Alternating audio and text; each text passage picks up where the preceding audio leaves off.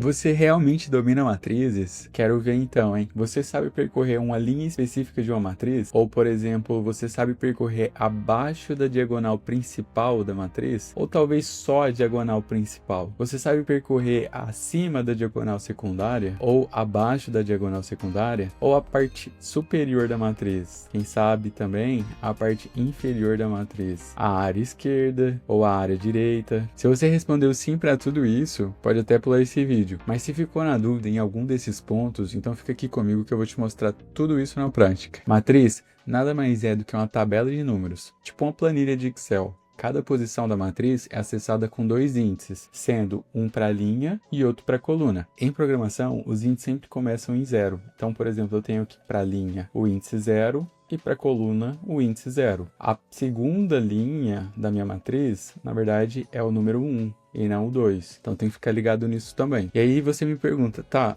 mas e aí, como eu percorro uma matriz? Para percorrer uma matriz, a gente geralmente usa dois fors alinhados. Um para a linha, outro para a coluna.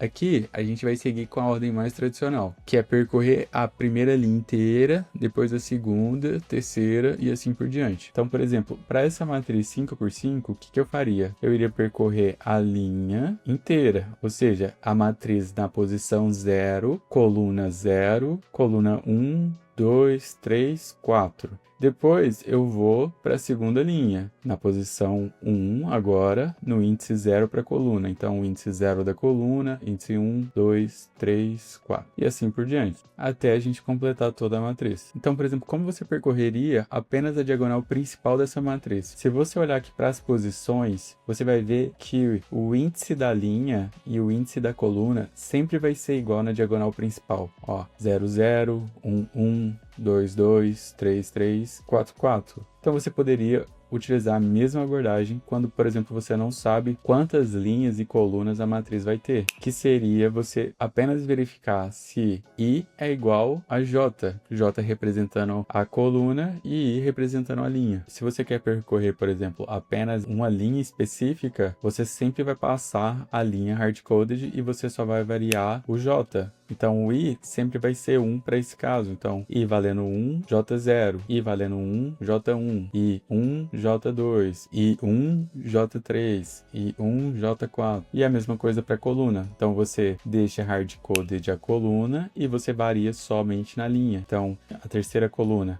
Então, I valendo 0, J2, I valendo 1, J2, I valendo 2, J2, I valendo 3, J2, I valendo 4, J2. E se eu quero, por exemplo, percorrer agora, não linha por linha, eu quero percorrer colunas. Então, é a mesma ideia. Só que o for mais fora, ele vai ser da coluna e não mais da linha. Então, você vai variar o J como se ele fosse a linha. Agora que você entendeu a base, bora colocar em prática resolvendo o exercício do bcrowd. O 1183 acima da diagonal principal. Depois que você entender esse, vai ver que dá para resolver fácil qualquer outro exercício com a matriz, inclusive todos esses que eu mostrei. O exercício aqui é o seguinte, a gente vai receber uma matriz 12 por 12, também vai receber uma operação que pode ser S ou M, sendo que S representa a soma da matriz e M representa a média da matriz. Porém, a gente só pode considerar os números que estão acima da diagonal principal. Então, para deixar bem claro o que a gente vai fazer, eu vou criar aqui uma matriz 10 por 10,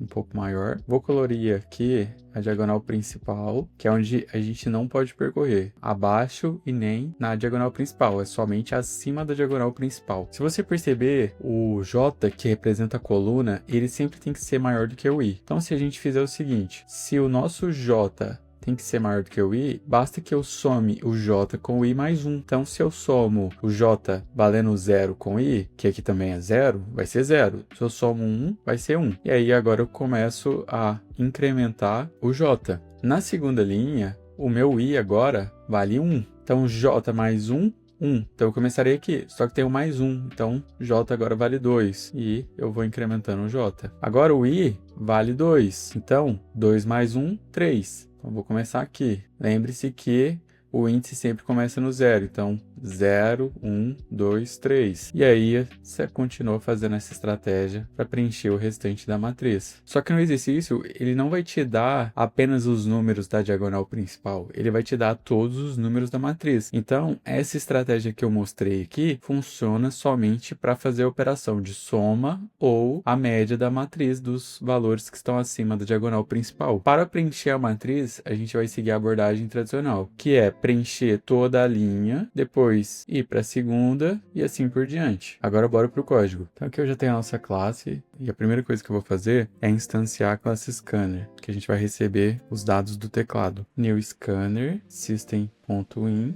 Vou receber a operação, então final char operation é igual a sc next.char at índice 0. Vou agora declarar nossa matriz de float, pode ser double também, mas float usa menos memória. Vai ser uma matriz de float com size 12. É uma matriz 12 por 12. Agora eu vou percorrer essa matriz para preencher todos os dados que a gente vai receber. Então eu vou começar com for mais externo, que representa a linha, int i igual a 0, enquanto i for menor do que o size, que é 12. Como a gente vai usar muito 12 aqui, e ele representa o size, eu vou declarar isso como uma constante. Então, uma constante estática, para ser constante tem que ter o final, int size igual a 12. E aí, todo lugar que eu tiver o 12, eu vou colocar size, que vai representar o tamanho da minha matriz, e mais. Então, enquanto i for menor do que a quantidade de linhas da minha matriz, eu vou continuar iterando aqui. Agora eu vou fazer o for para a coluna, então int j igual a 0, enquanto o j for menor que o size. O j vai incrementar. Aqui dentro é onde que eu vou receber agora os dados para minha matriz. Então, m na linha i, na coluna j, vai receber algum dado do teclado. Como eu declarei como float, então tem que ser next float. Dessa forma, eu já consegui preencher toda a minha matriz. Vou fechar aqui o scanner, porque a gente não vai ler mais nada do teclado. E agora eu vou implementar minha operação. Então, se a minha operação for igual a S, quer dizer que é uma soma. Se não for, então é a média. Então, aqui eu vou imprimir a soma e aqui eu vou imprimir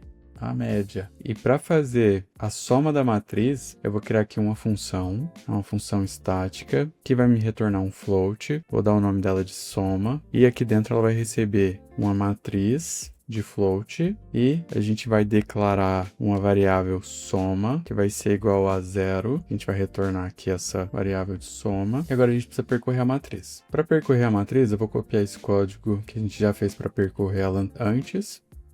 E a única coisa que eu vou mudar é, o j não começa de 0, ele começa de i mais 1, como eu falei antes. E aqui eu não vou ler nada, e sim vou pegar o resultado da matriz e somar todos os valores acima da diagonal principal. E aí sim eu retorno isso. E aqui então eu vou passar agora a soma, passando a minha matriz. Isso aqui eu tenho que retornar um float com uma casa decimal. Então, vai ser %.1f barra n, porque aqui eu não vou usar println, eu vou usar o printf. Vou fazer a mesma coisa para a média, só que aqui eu preciso dividir pela quantidade de elementos que eu somei. A gente poderia fazer de duas formas. Aqui eu poderia ter um contador, então toda vez que eu passo pela matriz, eu faço um count ali para mim saber quantos dados eu somei. Mas outra forma de fazer, como a gente sabe a quantidade de registros, que é uma matriz 12 por 12, a gente só quer acima da diagonal principal, seria pegar a quantidade de colunas, que é 12, multiplicado pela quantidade de linhas, que é 12 menos 1, no caso, porque a última linha a gente não percorre, e dividir isso por 2. Então, eu vou criar aqui também uma constante, que é o total de elementos. Vou duplicar essa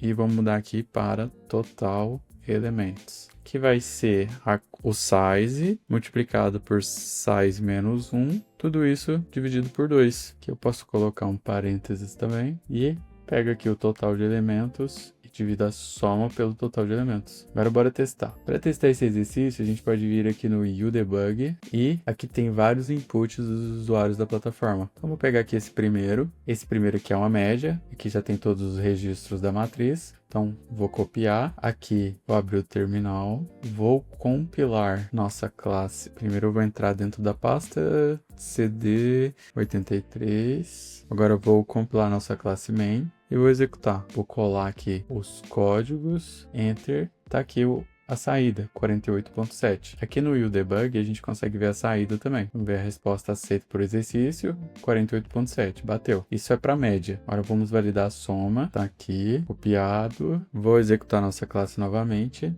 vou colar. 3.212. Pegar aqui o output, 3.212. Bom, com isso a gente validou que a nossa lógica está correta. Para garantir, vou submeter o exercício aqui na plataforma, avaliando e aceito. Agora que você entendeu como funciona a matriz e resolveu comigo esse exercício, não para por aqui. Todos os exercícios que comentei e muitos outros estão resolvidos no Maratona Programação. Lá você encontra o código comentado, explicado, passo a passo e ainda versões em Python, JavaScript e Portugal, para facilitar tudo. É só clicar no link da bio e continuar a maratona comigo. Bora dominar esse conteúdo de vez, hein?